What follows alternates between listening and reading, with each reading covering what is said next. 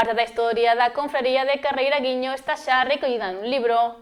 O Pósito impulsou a publicación dun primeiro traballo que recolle os inicios dende 1924 ata 1944 e que se ampliará cunha nova obra e un proxecto audiovisual. O venres, Alonso Laguiño tivo unha actividade inusual. O movemento de produtos do mar e de profesionais pesando e clasificando o marisco deixou paso ás cadeiras e á mesa que presidían o lugar para a presentación do libro O Pósito de Pescadores de Carreira Guiño 1924-1944 de Daniel Bravo.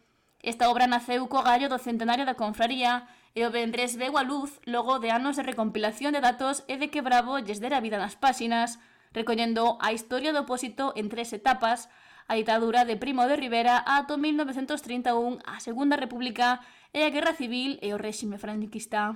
A xente era unha vida durísima, moito máis alá do que podemos imaginar. En Aguiño non había nin rúas, nin luz, nin nada parecido. Por non haber non había nin siquiera rúas. Non había servicios médicos, non había escolas, non había casi nada. En 1900 vivían en Aguiño 51 persoas, nada máis. Por tanto, o número de votos desas 51 persoas, tendo en conta que había moitos deles que eran menores de idade, era pouca cousa, non tiñan peso político, por tanto. As autoridades municipais e as autoridades provinciais non se sentiron obrigadas a atender a aquela xente, que tiña que facer todo por si mesma. E apuntou que o caso do Pósito de Aguiño é moi particular. Porque, como dixen antes, Aguiño estaba casi despoblado. En Aguiño non había casi nada. Nin había escolas, nin había médicos, nin había rúas, como xa dixen antes.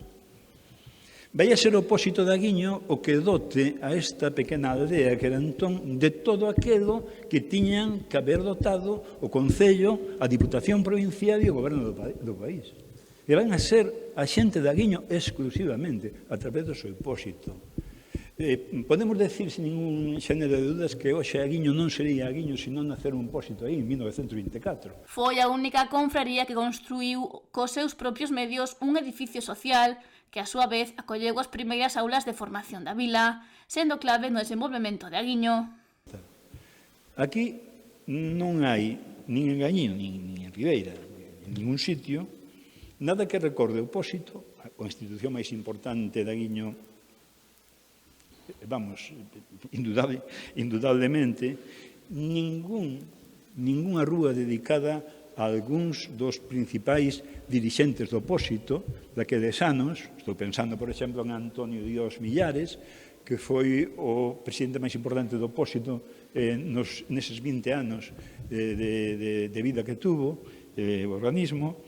Ningún dos benefactores do Pósito, dos que, por exemplo, cederon as terras nas que estamos agora, bueno, as que estamos agora son recheos, pero donde está o centro de saúde hasta de Marsa, isto todo foi unha donación de Ricardo Ferrer e da súa dona Colomer Villocha.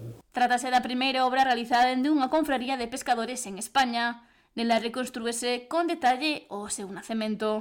A publicación documenta como Pósito de Carreira, sermen da actual Confradía de Pescadores de Carreira e Aguiño, asumeu funcións fundamentais para o progreso das parroquias de Carreira e Aguiño, nun tempo no que a parroquia de Aguiño aínda non existía como tal en 1924, a pesar de contar xa cun forte tecido mariñeiro propio.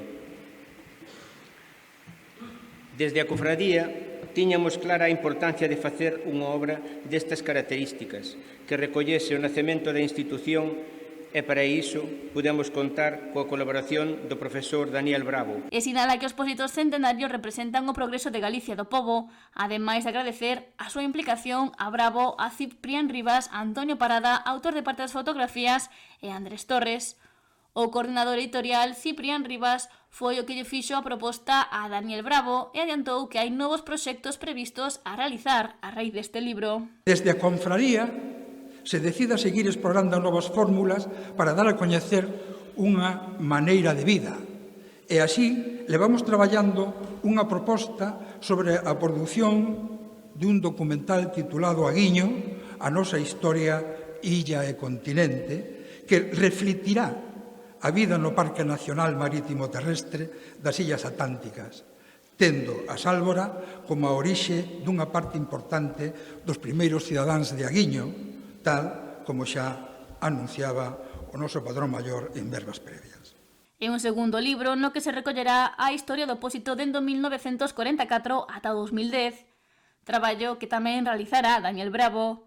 A conselleira do Mar, Marta Villaverde, asistiu tamén á presentación do libro e na súa intervención destacou a labor social das confrarías ao longo do tempo.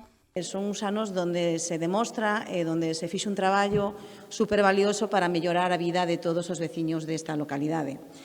E por iso, o que nos trae hoxe aquí a acompañar as que fixeron posible este traballo, pois é para celebrar todos xuntos que despois de 100 anos, donde o mar, que foi o que motivou a formación dese pósito, que foi o que fixo a historia deste pobo e o que fai ahora mismo, que é o seu presente, tamén temos que celebrar que é presente e que queremos que siga sendo futuro. Este pósito, esta fonte de riqueza que é o mar, axudou a que esta cofradía leve máis de 100 anos xenerando riqueza, 100 anos tamén coidando do seu patrimonio mariñeiro e 100 anos tamén mantendo vivo un legado cultural que é de todos. Pola súa banda, a alcaldesa de Ribeira, María San Pedro, sinalou que se trata dun gran traballo no que se recolle o pasado, os inicios dunha entidade clave no desenvolvemento de Aguiño e onde queda reflectido a importancia que ten o mar na localidade. O noso mar é pasado, é presente, pero tamén queremos que sexa futuro. Dando así, algúns datos que creo que é de interese que os teñamos presentes segundo o Instituto Galego de Estadística, en Ribeira, no noso concello, xérase aproximadamente o 16% do que é a actividade deste sector en Galicia, do sector do mar. O mar e as industrias auxiliares que dependen do sector representan o 32% do produto interior bruto do noso concello, o que máis ou menos está establecido en 203 millóns de euros, que se di pronto e se di bastante. Creo que son cifras que acreditan a importancia que o mar ten para o noso concello. E a falta de concretar máis datos, a lonxa de Aguiño vai a ter neste ano 2025 unha facturación próxima aos 3 millóns de euros. Con esta obra presérvase e contribúese a divulgar o patrimonio cultural, marítimo e social vencellado á Confraría de Pescadores Carreira Aguiño, garantindo así a súa conservación e a súa transmisión de xeración en xeración.